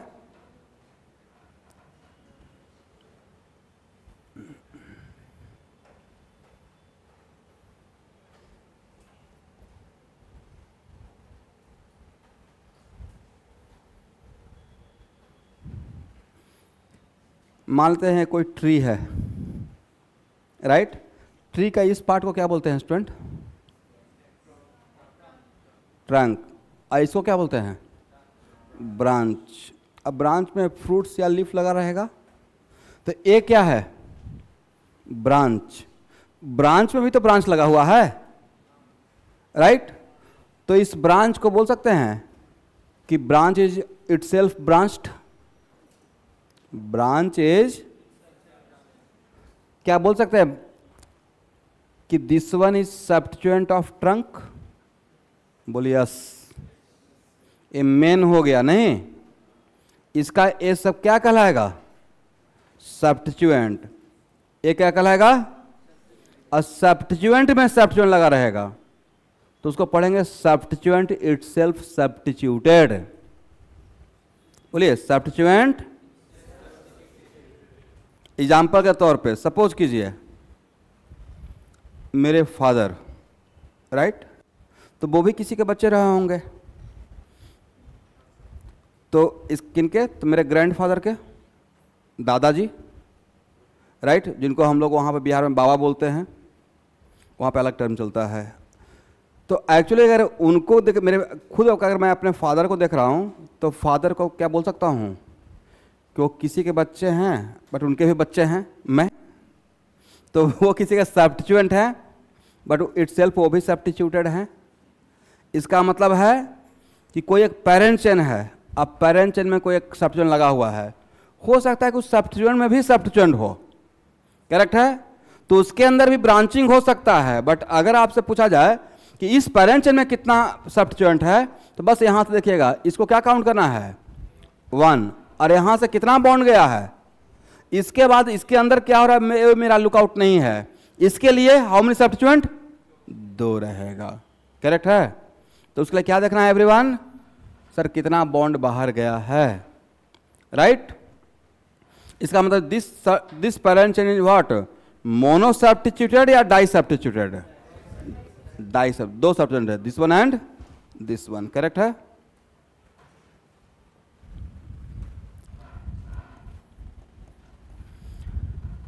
किसी पेरेंट चेन में एक ग्रुप लगा रहेगा, किसी पेरेंट चेन में अगर 2 ग्रुप रहेगा, G1 G2, किसी पेरेंट चेन में G1 है, G2 है, G3 है। अब G1 के अंदर क्या है मेरा लुकआउट नहीं, बस यहाँ से एक बॉन्ड बाहर गया है, राइट। तो this one whole as we have as what? Substituent. This whole we have as a substituent. तो इसको क्या बोलेंगे? मोनो, लिखते जाना है, सब्स्टिट्यूटेड पेरेंट चेन। इसे क्या बोलेंगे? Di substituted parent chain. इसे क्या बोलना है? Tri substituted parent chain. सही है।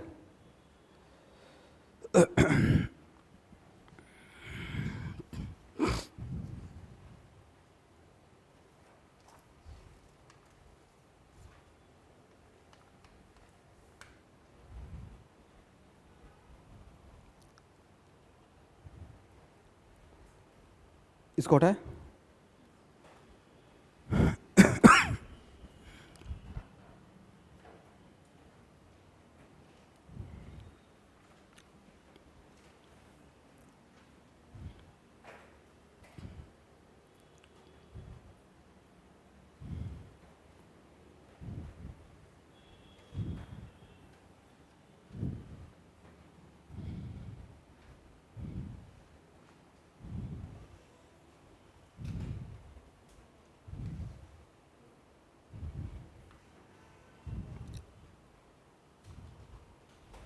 हो गया everyone?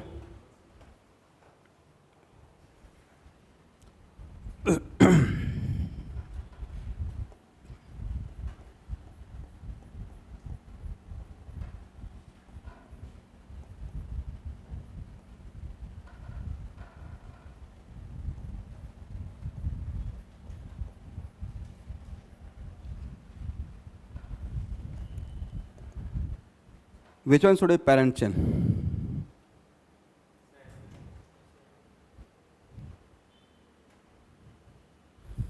One, two, three, four, five, six, seven, right? 1, 2, 3, 4, 5, 6, 7, 8, 9.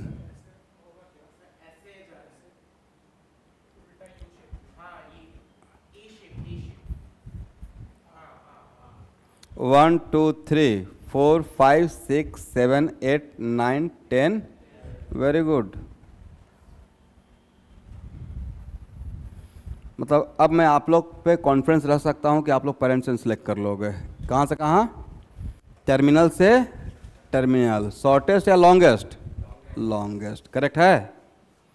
थोड़ा दिमाग लगाना पड़ेगा। कहाँ से कहाँ जाना है? बहुत आसान है भाई, टर्मिनल से टर्मिनल ही तो जाना है। अब क्या काउंट करना है? Maximum number of carbon atom. तो इसे क्या बोलेंगे? Parent chain. हर साल जेईई मेन में एक नॉमेनक्लेचर का क्वेश्चन आता है, बट क्या लगता है ए पूछा जाएगा आपसे, what is the name of this compound?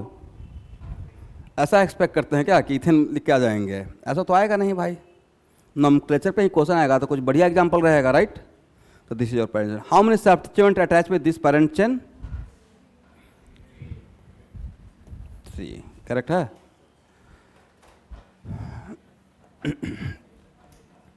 अब रूल लिखिए। इसका मतलब ब्रांच अल्केन का नॉमेनक्लेचर के लिए, और ये सब किसका रूल सीख रहे हैं? कॉमन नेम का या आईपीसी नेम का? आईपीसी का। करेक्ट है। प्रॉपर एक मेथड का सीक्वेंस सीखने जा रहे हैं। तो पहला ब्रांच अल्केन का रूल क्या है? First of all find the parent chain, पहला काम रहेगा, राइट? सेकेंड लिखिए numbering of parent chain.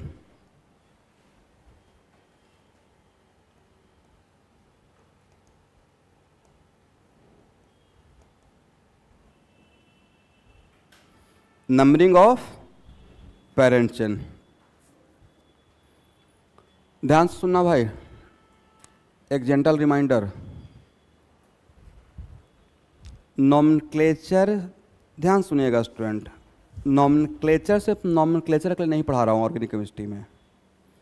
Suppose कीजिए कि मैंने ऐसा कुछ लिख दिया,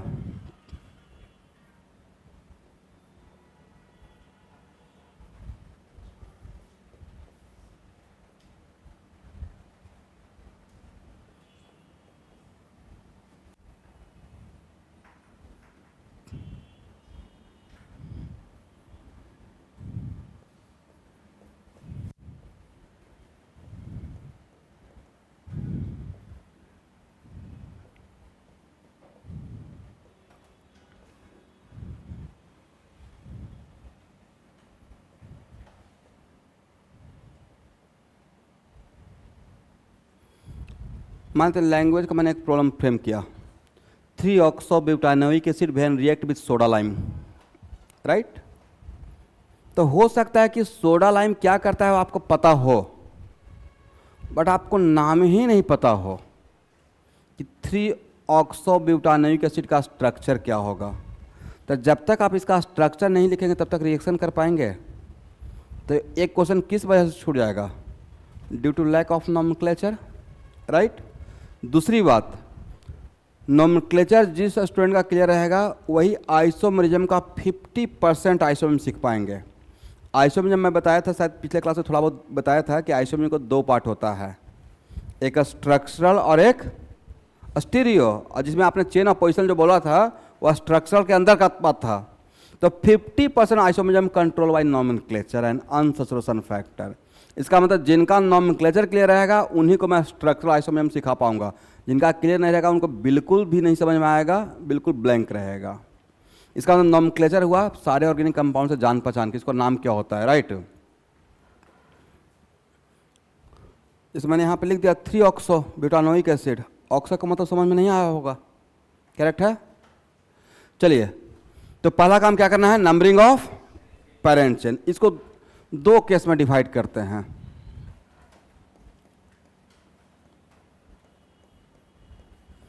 मोनो सब्स्टिट्यूटेड पेरेंट चेन, इसके लिए लिखिएगा।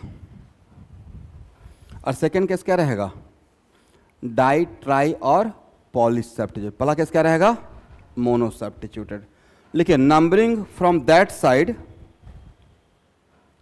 किसका नंबरिंग करने जा रहे हैं, बोलिए, पेरेंट चेन का। तब पेरेंट चेन का नंबरिंग कहां से कहां करना है, यहां पे देखिए ये क्या है, पेरेंट चेन।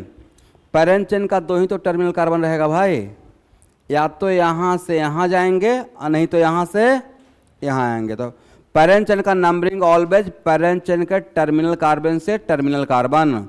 इसमें बहुत सारा टर्मिनल कार्बन है, but how many terminal carbon of parent chain, दो, एक ए और एक ए। तो कहां से बीच से नंबरिंग स्टार्ट करना है, या पेरेंट चेन के टर्मिनल से टर्मिनल, पेरेंट चेन के टर्मिनल से terminal.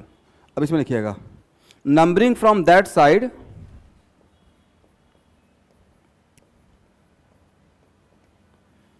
numbering from that side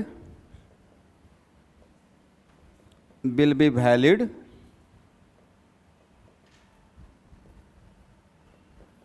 which is closer to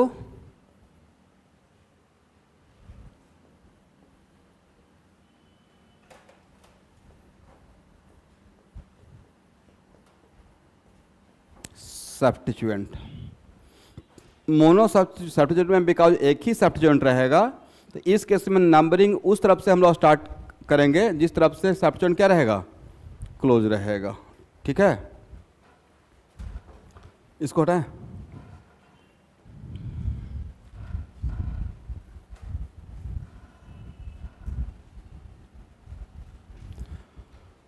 बोलिए how many carbon, 1 2 3 4 5 6, which one should be parent chain, this one। यहां पे क्या है स्टूडेंट, क्या इसको CH3 बोल सकते हैं, राइट। अब this one is your parent chain, right. If numbering from left to right, अरे यहां से इस तरफ करते हैं तो ये मिथाइल कितना पे है, 1 2 3। इस तरफ से करते हैं तब कितना पे है, तब यहाँ पे इक्वल डिस्टेंस है, तो किसी तरफ से कर लीजिए, 1 2 3 4 5, राइट। दोनों तरफ से वैलिड है।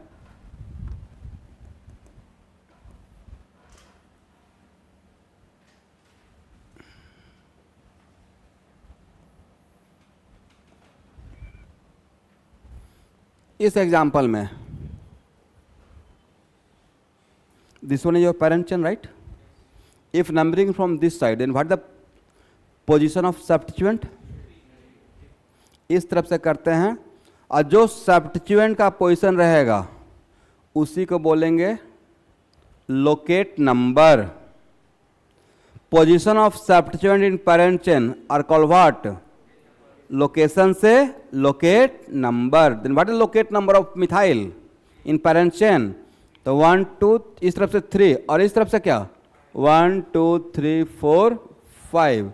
किस तरफ से ज़्यादा क्लोज है, इस तरफ से क्लोज है, इस तरफ से दूर है। तब मोनो सब्स्टिट्यूएंट के लिए क्या रूल था, numbering from that side will be valid which is closer to the substituent. तो ए होगा और ए नहीं होगा। करेक्ट है।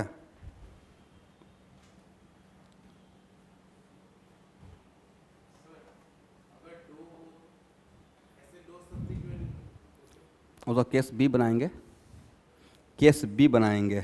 अभी केस क्या है? मोनोसेप्टेड। फिर सेकंड केस क्या रहेगा?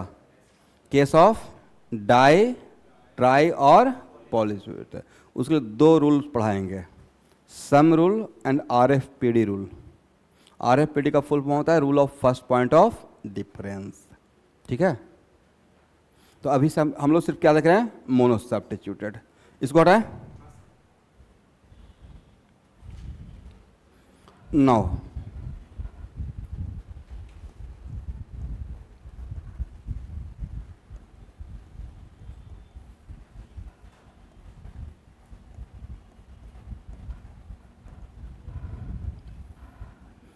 यहां देखिए, पहला काम क्या करना है? Find the parent chain. Second काम क्या करना है? Numbering of parent chain. उसके बाद क्या करना है? Right the name, right the name.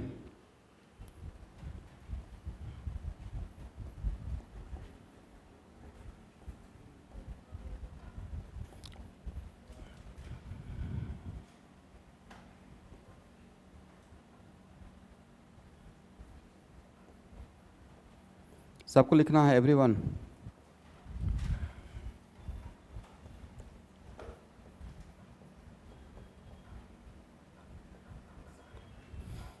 पहले क्या लिखना है? First right the locate number of substituent. First right the locate number of substituent. What is the meaning of locate number? Parent chain उसका पोजीशन, देन गिव है dash. Dash समझते हैं ना? ऐसे, देन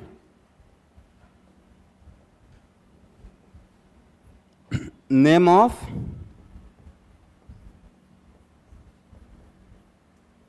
सब्स्टिट्यूएंट। करेक्ट।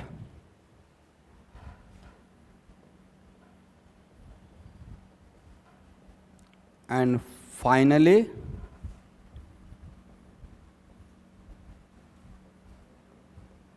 attach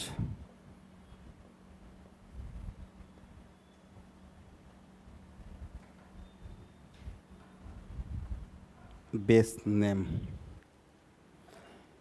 किसके नाम को base name बोलते हैं? पेरेंट चेन के नाम को क्या बोलते हैं? Base name.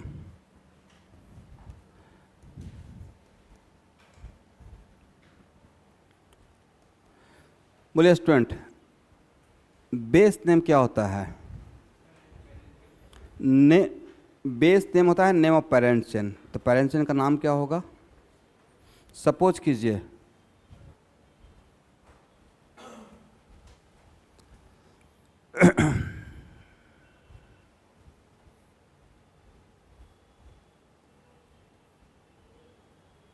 इसमें this one is parent chain.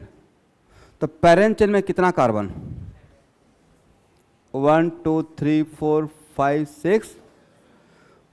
तो अगर 7 कार्बन का, एक मिनट, 7 कार्बन का अनब्रांच अल्केन होता तो उसका नाम क्या होता? 7 कार्बन का अनब्रांच अगर अल्केन होता तो उसका नाम क्या होता? हेप्टेन। राइट। तो बेस नेम यहां पे क्या होगा? हेप्टेन। करेक्ट है। बट फिर भी एक लाइन लिख लीजिए आप, बेस नेम कैसे लिखते हैं उसके लिए। बेस नेम के लिए name of that unbranch alkane. Base name is not the name of whole compound, base name is only the name of what? Parent chain. Base name के लिए name of that unbranch alkane which contain as many carbon atom, which contain as many carbon atom as in parent chain.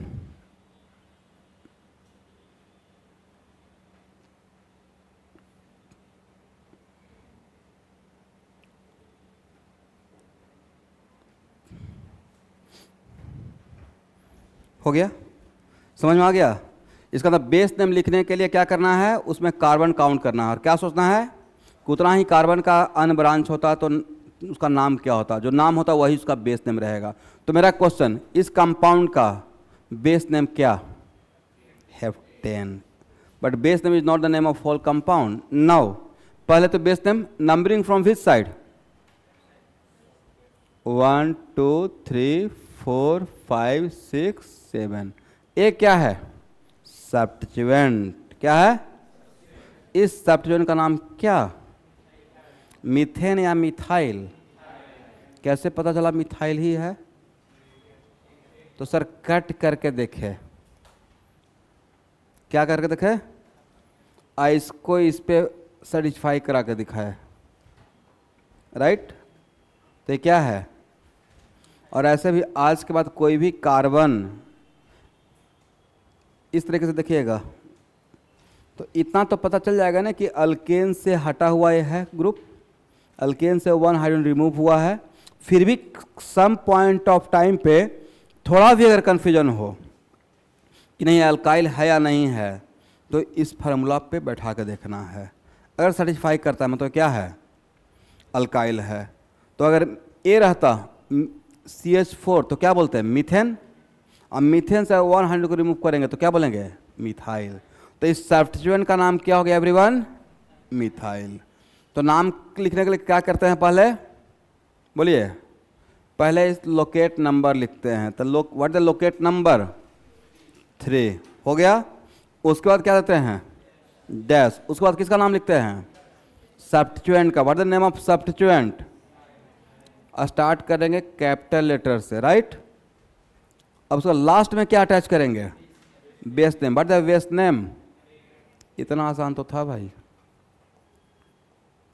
3 methyl heptane. सही है।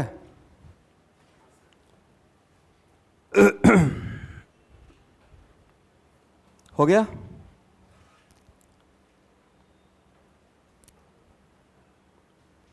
इसको हटाया जाए।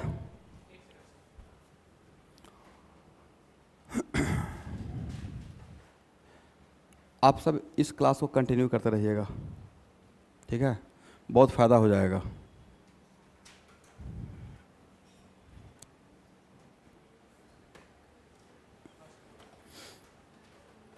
और आप लोग के लिए ये सारे बच्चे 11th क्लास में जस्ट आए हैं, 10th जस्ट बोर्ड दिए हैं, जिन इसमें से बहुत लोग का 10th का भी रिजल्ट भी नहीं निकला होगा, राइट। तो एक्चुअल में ऐसे स्टार्ट होता है जर्नी जेई का और एंट्रेंस एग्ज़ाम का। और यकीन कीजिए कि आफ्टर 5 to 6 मंथ ये सारे बच्चे एक अलग स्केल पे काम करते रहेंगे। मतलब गुवाहाटी में कोचिंग क्लासेज में ऐसे पढ़ाया जाता है, और ये मैं ऐसे कुछ बच्चों के लिए मोटिवेशन के लिए बोल रहा हूँ। और एक्चुअल में जर्नी ऐसे ही स्टार्ट होना चाहिए।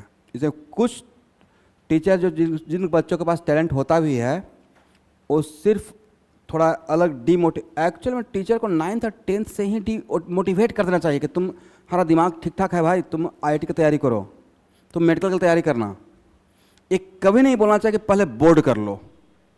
बोर्ड कर लो इसका मतलब 2 साल बर्बाद कर लेगा, वो फिजिक्स को हिस्ट्री बना के पढ़ते रहेगा। ऐसे नहीं होगा। पढ़ा रहे हैं, समझ में आ रहा है, इसका मतलब हर क्लास समझ में आएगा आपको, और ऐसे ही जर्नी स्टार्ट करना चाहिए। इसलिए इस देखिए हम लोग का, मेरा जो पर्सनली जो चल रहा है कंपटीशन, वो किसी ब्रांडेड कोचिंग से नहीं चल रहा है। मेरा तो एक्चुअली 90% स्कूल के टीचर के साथ चल रहा है कि वो मैं कुछ और बोलता हूँ। अब मान लीजिए डॉन बॉस्को यहाँ आपका बहुत फेमस स्कूल है, राइट। अब वो लोग पहले क्या करेंगे, अगर उनके सामने गलती से बोल दिए कि मुझे IIT का तैयारी करना है, तो पूरे साल आपको क्रिटिसाइज करते रहेंगे, IIT बॉय बोलकर। मतलब आपका मोरली इतना डाउन कर देंगे कि आप बोलने में ही शर्माने लगो कि मुझे IIT करना है। जब होना क्या चाहिए, अगर पहली बात तो आपने बहुत करेज करके हिम्मत दिखाकर बोला कि मुझे IIT का तैयारी करना है। कितने % बच्चे बोलते हैं, जैसे मुझसे कोई पूछा क्या करना है, भाई मैं एकदम, गांव में तो और भी होता है खतरनाक वाला, सुन लीजिए। बोले क्या तैयारी करोगे, तो मैं बोलता था मुझे IIT क्रैक करना है। करेक्ट है, कुछ लोग तो मुंह पे एकदम बिल्कुल होता ना फेस टू फेस, आईआईटी किसी का होता है, देखे नहीं है पूरे गांव में किसी का, मतलब ऐसा लगेगा ना कि उसको एकदम उससे झगड़ा कर लें। एक ऐसे लोग मिलते थे और दूसरे की अगर वो बिल्कुल फेस टू फेस नहीं बोलेंगे, लेकिन मैं आगे बढ़ गया तो खतरनाक वाला डायलॉग मारते थे, हिमालय से टकराने चल दिया है। किससे? मतलब आपको, लेकिन वो जितना बोलते थे मेरा कॉन्फिडेंस उतना ही बढ़ता था। फिर क्या किया कि मैंने गांव ही जाना छोड़ दिया। जाते हुए एकदम यहाँ से जितना अमीन गाँव डिस्टेंस है उतना ही मेरा पटना से मेरा गांव का डिस्टेंस है, ठीक है। मतलब दिन भर में 4 बार जा सकते हैं, 4 बार आ सकते हैं पटना। मैं पटना में रह तैयारी करता था, तो और जाता भी था, कभी माँ अगर बुलाने लगे तो रात में जाता था ताकि गांव वालों को नज़र नहीं आऊँ, और सुबह सुबह सूरज उगने से पहले निकल जाता था, देखूंगा ही नहीं बाकी लोगों को। उसके बाद जब जिस दिन आईआईटी का रिजल्ट निकला तो सबसे ज़्यादा मैं उनको ही मिठाई खिलाया जो क्रिटिसिज्म करते थे, बुला बुला कर, अंकल आइए, क्योंकि मुझे पता है कि क्रिटिसाइज बहुत किए हैं तो बातों को फैलाएंगे भी उतना ही कि इसका आईआईटी हुआ है। अब बोलते थे गांव में किसी का नहीं हुआ है, तो भाई कोई तो हिस्ट्री स्टार्ट करेगा। सब यही बोलते रहे किसी का नहीं हुआ, किसी का नहीं हुआ है, तो मंगल ग्रह से थोड़े आता। तो मैंने एक हिस्ट्री क्रिएट किया कि गांव का पहला आईआईटीएन बन के दिखाया। एनआईटी में बहुत लोग थे, डॉक्टर बहुत लोग थे, एसपी भी रहे हैं, आईपीएस भी हैं, बट वहाँ से जर्नी स्टार्ट हुआ। अब मुझे देखकर बहुत लोगों को कॉन्फिडेंस आया हो कि नहीं आईआईटी होता है। इसलिए ये मत सोचिए कि हाँ आपके नेबर में कोई नहीं किया या आपके बड़े ब्रदर सिस्टर तैयारी करते हैं थे तो उनका नहीं हुआ। हो सकता है उनका जर्नी ठीक तरीके से स्टार्ट नहीं हुआ हो, कहीं पे कॉन्फिडेंस में कमी रह गया हो। आप लोग राइट टाइम पे जर्नी स्टार्ट किए हैं। इसे निगेटिव सराउंडिंग से बचना है। कोई बोलेगा कि नहीं होता है तो बोलिएगा कि ठीक है देखा जाएगा, मैक्सिमम क्या होगा, नहीं होगा, I will try my best try करेंगे, नहीं होगा तो कुछ और काम करेंगे। पहले ट्राई तो कर लेंगे कि होता है या नहीं होता है। अब बिल्कुल होता है भाई, जो ऑनेस्टली लगा रहता है 2 साल 3 साल, उसका होता ही रिजल्ट है। आज तक किसी को नहीं देखा है कि जो ऑनेस्ट 100% अपना दिया है उसका एंट्रेंस एग्जाम में नहीं हुआ है। हाँ ये हो सकता है कि आईआईटी नहीं हुआ था, एटलीस्ट एनआईटी तक तो पहुँच ही जाता है विथ वेरी गुड परसेंटाइल। और डॉक्टर में भी अगर सही से तैयारी कीजिएगा बिल्कुल अच्छा रिजल्ट होता है, टफ नहीं है। उसी तरीके से ही पढ़ाया जाएगा। ऐसे के अंदर स्टूडेंट बोर्ड वगैरह सब कवर हो जाएगा। आप में से कोई भी एनीवन अगर बोर्ड के लिए भी आए हैं तो मेरा क्रिएटिविटी यही रहेगा कि आपको टर्न कर दूंगा एंट्रेंस एग्जाम में, इंटरेस्ट ला कर, ठीक है। आप बोर्ड सोच के आए हैं, थोड़ा सोच के आए हैं, बड़ा कुछ कमाल कर देंगे तो खराब थोड़ी लगेगा, अच्छा ही लगेगा, राइट। तो आज का गुरु ज्ञान इतना ही है। मिलते हैं next class. Yes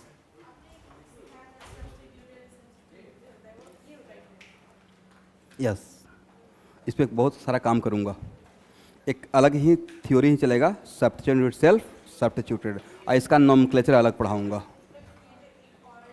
yes yes, substitute के अंदर होगा।